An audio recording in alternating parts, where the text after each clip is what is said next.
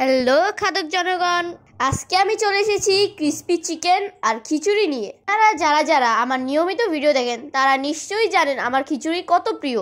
তার সাথে আজকে আমি চলে এসেছি ক্রিস্পি চিকেন নিয়ে। ক্রিস্পি চিকেনটা আমার খুবই ভালো লাগে। আমি অনেকভাবে মাংস ভেজে দেখেছি, কিন্তু এই ক্রিস্পি চিকেনটা হলো বেস্ট। ভাই, যখনই আমি খাচ্ছিলাম আমার মুখের ভিতর ফ্লেভারগুলো ব্লাস্ট করছিল।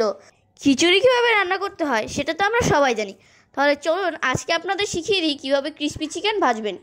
তো আপনারা যেভাবে মাংস ভাজেন, ব্রেড ক্রাম্ব দিয়ে যেভাবে আপনারা মেখে নেন সেরকমই মেখে নেবেন। তারপর এটার উপরে আটা অ্যাড করবেন।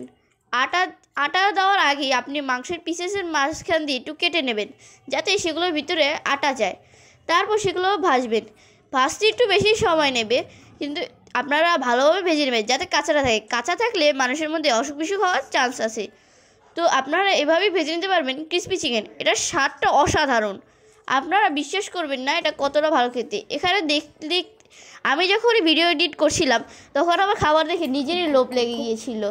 তো গাইস, বেশি কথা বলছি না, আপনাদের কাছে একটা ছোটোই রিকোয়েস্ট রয়েছে আমার কাছে।